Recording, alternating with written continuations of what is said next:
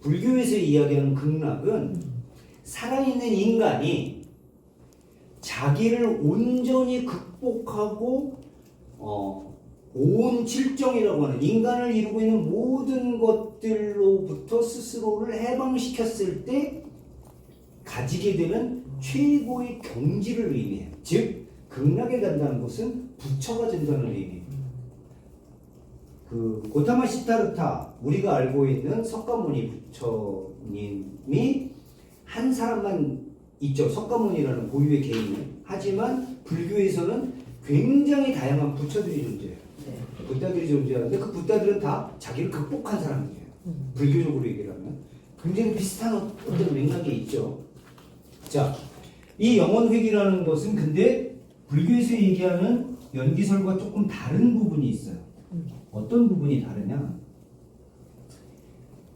니체가 생각하는 영혼회귀는 모든 사물이 불교에서는 다음 생에 형태를 바꾸거나 어떤 삶의 환경이 바뀌어서 태어난다고 얘기하지만 니체는 그냥 똑같이 박상훈은 박상훈으로 다시 영원히 계속 박상훈으로 태어난다는. 지금 이 자리에 모인 여러분은 다음에도 계속 이 자리에 모이고 계속 이 자리에 영원히 이 자리에 모이는다는 얘기예요. 여러분이 일상생활에서 하는 모든 행동들은 아주 사소한 거 작은 거 하나까지 계속 반복된다라는 거예요. 그러면 무서운 현실이 기다리고 있어요. 뭐냐? 내가 도둑질을 했으면 난 영원히 도둑질을 해요. 내가 나를 극복하기 위해서 사색에 잠겨 있으면 나는 영원히 그 사색을 할 거예요. 내가 초인이 되면 나는 영원히 초인으로 태어나요. 불교에서는 극락, 즉 부처의 세계로 딱 가면 연기의 고리, 윤회의 고리로부터 벗어날 수 있어요. 그래서 온전히 우주와 하나가 되는 완벽한 자기 자신을 만나게 돼요. 근데 니체가 얘기하는 건 그런 거랑 틀려요. 그게 아니라 끊임없이 초인도 몰락해요. 다시 천민의 세계로 떨어질 수 있어요. 계속해서 자기를 끊임없이 극복하는 과정을 끊임없이 반복한다는 거예요. 그렇다면 천민으로서의 삶을 끊임없이 영원히 반복할 것인가? 초인으로 다가가는 삶을 끊임없이 반복할 것인가는 누구에게 달려있다? 주체인 나에게 달려있다. 이게 영혼회귀 사상의 가장 중요한 의목이에요. 자, 우리는 이렇게 지금까지 왔어요. 신은 죽었다. 이것은 타자의 가치 기준이 사라졌다는 얘기입니다. 이렇게 왔고요. 그래서 초인, 위버맨시가 필요하다. 위버맨시가 되어야 됩니다. 이것이 나타, 사자, 어린아이의 단계로 이루어진다라고 얘기했어요. 그런데 이 타자의 가치 기준을 만드는 것은 사실은 신이 아니라 뭐였다? 르상티망. 타인의 시선, 나의 욕망의 부재를 타인에게 전가하고 싶은 마음, 이런 게 르상티망이라고 했어요. 이런 것에서 온 아주 저열한 것이 우리가 알고 있는 도덕이라는 거예요. 이 도덕이 바로 타인이 만든 기준이라고 얘기를 한 거예요. 정리를 앞에서 드린 말씀을 한 거예요. 자, 이 르상티망에 의한 것이라는 걸 우리가 명백하게 인식할 수 있으면 우리에게 무엇이 가능해지냐면 이렇게 저열한 어떤 감정 때문에 만들어지는 도덕은 이제 필요가 없는 거죠. 우리에게. 그래서 니체는 사실은 예수 그리스도의 존재에 대해서는 굉장히 긍정적이었어요. 예수 그리스도의 다만 그것을 따르는 인간들이 예수의 말을 곡해하고 르상티망으로 만들어진 도덕을 적용하려고 했기 때문에 기독교가 망가졌다고 생각을 한 거예요. 그런 의미에서 신을 죽었다고 얘기를 한 거예요. 자, 그리고 이제 영원 회귀까지 왔어요. 영원 회귀. 모든 것은 영원히 반복되기 때문에 이 반복되는 영원히 반복되는 속에서 자기 자신을 극복하는 것만이 인간이 해야 할 수 있는 유일한 방향성이다라고 얘기를 하는 거예요. 그러면 어떻게 극복하지? 낙타에서 사자가 되고 어떻게 사자에서 어린아이가 되지? 이걸 위해서 니체가 얘기한 방법론이 바로 힘의 의지예요. 이 힘의 의지에 대해서 엄청 어렵게 설명들을 많이 하세요. 철학하시는 분들이. 하지만 처음에 제가 말씀드렸던 것처럼 저는 철학자도 아니고 학자는 더더욱 아니에요. 다만 제가 이런저런 책들을 읽으면서 알게 됐던 것들을 나 혼자 간직하고 죽긴 너무 아까워서 이런 자리를 만든 것뿐이에요. 자, 그냥 제가 이해한 수준이에요. 그걸 깊은 수준도 아니에요. 아주 쉬워요. 힘의 의지는 결국 뭐다? 내가 되는 힘. 나 자신으로서 살 수 있는 힘. 그 힘을 가지려고, 그 힘을 발휘하려고 무지막지하게 노력하는 것. 이게 의지예요. 그래서 니체가 얘기하는 힘의 의지라는 것은 막 무슨 정치적인 권력을 잡고 이런 것이 아니라 내가 낙타의 단계에서 사자의 단계에서 어린아이의 단계로 넘어가서 초인이 되기 위해서 반드시 필요한 어떤 욕망을 얘기하는 나의 욕망. 욕망이라는 게 철학에서는 굉장히 중요한 개념이에요. 욕망이라는 게. 왜 욕망은 사실은 여러분 그 불교도 그렇고 기독교도 그렇고 모든 종교는 바로 이 욕망 때문에 탄생을 하는 거고요. 이 욕망을 어떻게 제어할 것인가를 철학적으로 모색하는 것이 종교예요. 그죠? 다만 그걸 거기에 신을 붙이느냐 아니냐에 따라서 이게 종교가 되느냐 철학이 되느냐가 달라지는 것뿐이에요. 하나님을 믿는 종교에서는 이 욕망을 계속 억제하도록 가르치죠.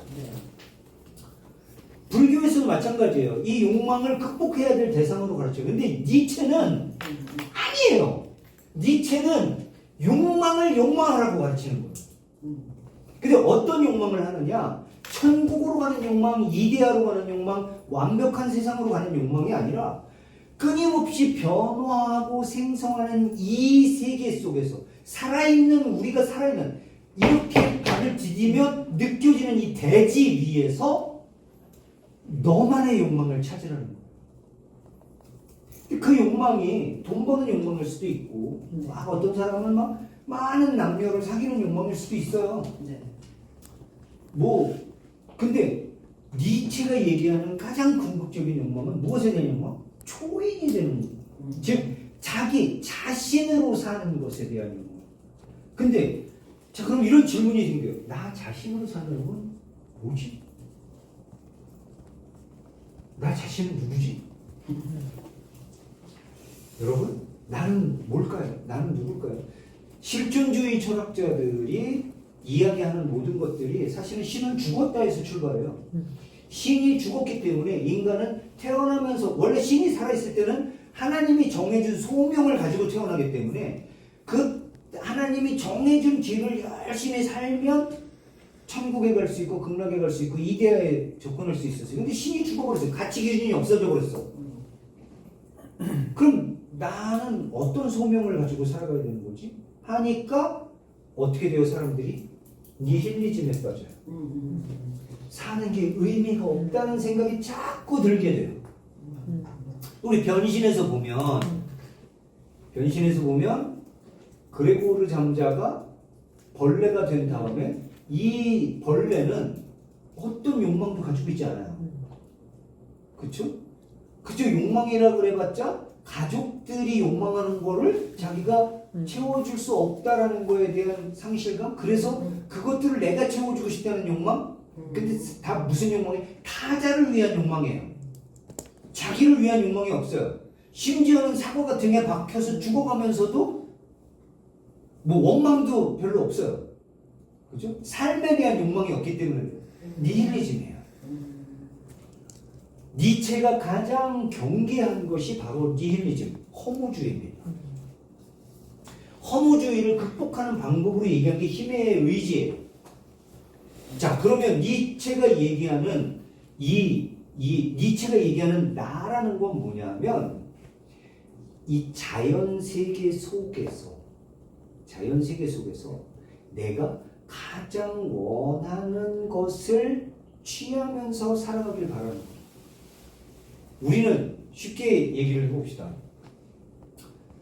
부부싸움을 하면 정말 해서는 안 되는 얘기를 우리나라 엄마 아빠들 너무 잘해요. 무슨 얘기야? 내가 너 때문에 저 인간이랑 산다. 자식들한테. 내가 너 때문에 참고 산다. 너 때문에 뭐하고 산다. 책임을 누구한테 돌려요? 자식한테 돌려요. 자식이 문제야. 자기가 이 집에 태어나고 싶었어? 자기는 오히려 이렇게 쌈박질만 하는 엄마 아빠 집에서 절대 태어나고 싶지 않았을 거예요. 거기서 태어난 죄밖에 없는데 계속 책임을 자식한테 돌려요. 그럼 그 자식은 자라면서 뭘 가지게 될까요? 자기는 분란을 만드는 존재가 돼요. 어렸을 때부터 그런 의식 속에서 살게 돼요. 우리나라 부모님들이 제발 임신을 하면 엄마 아빠를 딱 한 학교 같은 데다 모아놓고 이런 인문학 교육을 엄청 시켜야 된다고 생각해요. 너무 무식하고 무자비한 일들이 너무 많은 가정에서 일어나요. 오은영 상담소인가? 거기만 봐도 보고 있으면 너무 당연한 것들을 부모들이 너무 일상적으로 자행하고 있어요. 자식들에 대해서. 자식을 소용을 해요. 아니에요. 자, 주체가 된다는 건 뭐냐면 니체에게 주체가 된다는 건 박상훈이라는 주체가 여기 있어요. 그러면 박상훈은 윤원준이라는 주체를 만났을 때 나의 주체를 존중하는 것과 똑같이 윤원준의 존재를 주체를 존중해야 되는 거예요. 그래야 C줄과 R줄이 서로 피해를 주지 않고 아름답게 엮어질 수가 있을 거예요. 근데 주체가 나 하나만 있어! 그럼 어떻게 돼요? 히틀러가 돼요. 나만 주체인 사람들.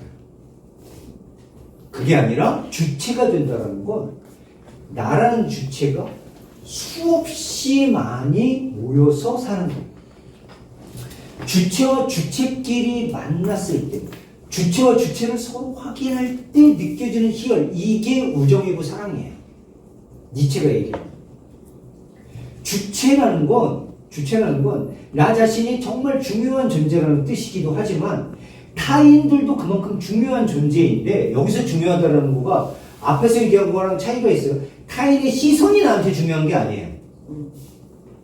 그 타인의 욕망이 중요한 거예요. 뭐랑 똑같이? 나랑 똑같이. 나라는 주체랑 똑같이. 스스로 생각하고 스스로의 욕망을 욕망하는 거예요. 제가 아까 말 중에 계속 이런 얘기를 했을 거예요. 나는 욕망이 없는데 르상티만 설명하죠. 나는 욕망이 있는 줄도 몰라. 근데 타인이 어떤 욕망을 실현하는 걸 보면 질투의 감정이 생긴다고 그랬잖아요. 네. 그럼 뭐냐면 존재의 위기를 느끼는 거예요. 그 사람은 뭔가 대단한 의미를 발견하고 살아가는 것 같아. 근데 나는 의미가 없어. 욕망이 없으니까 의미가 없는 거예요. 그 욕망을 들여다봐라. 그 욕망을 인정해라. 그 욕망이 타인과 부딪히지 않는다면 너의 욕망을 적극적으로 수용하고 그 욕망을 실현하기 위해서 노력해라. 그게 돈을 버는 저급한 욕망에도 괜찮아요. 그래서 이 책에 보면 계속 이해할 수 없는, 우리 상식으로는 이해할 수 없는 말들이 계속 반복해서 나와요. 막 착하게 사는 사람들한테 막 너는 천민이야. 이웃을 사랑하는 사람한테 막 너는 천민이야. 뭐 그래요. 왜? 타자의 욕망을 살고 있기 때문에. 네. 타자의 욕망을 살고 있기 때문에. 자신의 욕망을 인정하는 사람은 타인의 욕망도 인정할 수 있게 됩니다. 근데 자신의 욕망을 숨기는 사람들, 예를 들면 이런 거죠. 돈에 대한 어마어마한 집착이 있는데 그런 욕망을 가지고 있는데 그걸 숨겨요. 그리고 자기는 문화적으로 굉장히 우월한 삶을 사는 것이 자기 욕망이라고 이 욕망을 전도시켜버려요. 그럼 어떻게 돼요? 그러면 갤러리 만들어서 행사하고 뭐 이러면서 계속 뒤에서 들어오는 디올백 챙기고 이러면서 하는 거예요. 근데 이렇게 뒤에서 챙기는 건 자기 모습이 아니야. 그 쉽게 부정해요. 그런 거 아닌데? 왜? 그건 자기 욕망이 아니라고 생각. 그건 그냥 누가 줬는데 야, 어떻게 주는 선물을 거부를 해요. 그게 영부의식이나 돼가지고 그럴 수는 없죠. 너무 쉽게 그냥 부정해버리는 거예요. 자, 자기 욕망을 인정하지 않는 사람들은 가짜 인생을 살게 돼요. 타인의 욕망을 살게 돼요. 타인의 욕망이라는 건 뭐냐면 이 사람은 굉장히 근사한 학력에 근사한 커리어를 가지고 있고 굉장히 높은 예술적 취향을 가지고 있을 거야. 그랬으면 좋겠어. 라는 것 때문에 그렇게 사시는 거예요. 근데 실제 욕망은 디올백이. 이게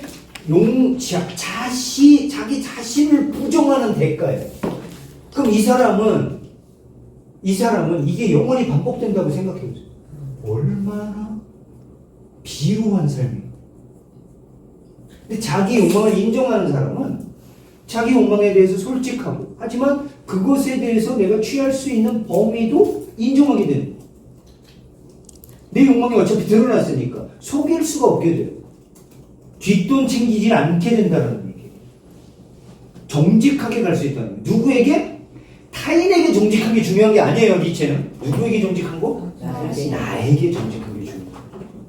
나 자신에게 정직한 삶. 나 자신. 우리는 흔히 니체를 배우면서 이런 쭉 얘기를 하다 보면 막 선악을 넘어라, 도덕의 계보 뒤에는 막 그런 일상지만밖에 없다,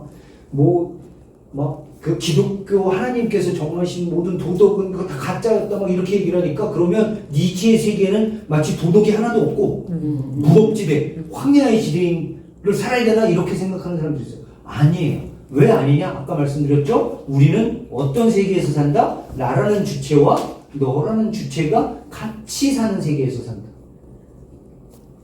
나의 욕망만큼 상대의 욕망도 중요한 세계에서 산다. 그래서 서로가 연대하는 세계 속에서 살아야 된다. 이게 니체가 생각하는 궁극적인 평화예요. 하나님이 평화롭게 살아라 그래서 평화롭게 사는 것이 아니라 나의 욕망을 인정하고 타자의 욕망을 인정하기 때문에 생기는 평화. 하나님이 인류는 평등하게 태어났다라고 선언해서 평등한 것이 아니라 주체로서의 나를 인정하고 자기 주체를 인정하는 사람이 만났을 때 평등해지는 거예요. 근데 나는 내 주체를 인정했는데 상대는 자기 주체가 뭔지 모르는 사람을 만나면 그게 평등한 관계가 될 수 있을까요? 없을까요? 그럼 평등할 수가 없어요. 그럼 상대는 계속 정의 평등을 외치면서 나를 공격하겠죠. 니체는 그런 공격들조차도 들어와, 다 들어와. 저기요, 너는 나의 가장 훌륭한 벗이다. 왜? 그런 모든 저열한 시도들조차도 내가 나를 극복하는 재료로 쓰일 수 있기 때문에, 나를 사유하는 재료로 쓰일 수 있기 때문에. 자, 제가 이제 4장이 남았는데 4장은 사실은 이 앞에서 한 모든 얘기들과 조금 결이 달라요. 이 4장은 조금 더 성경의 어떤 그 구성을 따르고 성경에 나왔던 이야기들을 니체 사상과 결합시키면서 인물들이 등장하고 그 인물들과 막 얘기를 하는 건데 4장의 주제를 아주 간단하게 한마디로 요약하면 이거예요. 스포일러여도 상관없어요. 여러분들이 어차피 이 자라투스트라는 평생 두고 읽을 때마다 새로운 가치가 느껴지는 책이기 때문에 자, 마지막에 니체가 얘기하는 건 뭐냐면 나의 가르침에서 벗어나라. 왜 그럴까요? 나의 가르침도 자기 입장에서 보면, 주체 입장에서 보면 결국은 타자의 네. 원리이기 가르치는 때문에. 네. 나의 가르침, 니체의 가르침조차도 벗어나서 너만의 가르침, 너만의 가치, 너만의 지복, 너만의 행복, 너만의 독수리와 너만의 뱀을 가지려는 거예요. 독수리는 긍지, 뱀은 지혜를 의미해요. 네. 뱀만 있으면, 긍지 없이 지혜만 있으면 사람은 비루해져요. 독수리만 있으면, 지혜는 없이 긍지만 있으면 사람은 남에게 휘둘려요. 그래서 뱀과 독수리는 항상 같이 다닙니다. 자, 여기까지가 제가 자라투스트라는 이렇게 말했다를 최대한 쉽게 네네. 하지만 이렇게 말을 하면서도 굉장히 혼란스러운 과정이 아니었나 싶긴 한데 설명을 드렸어요.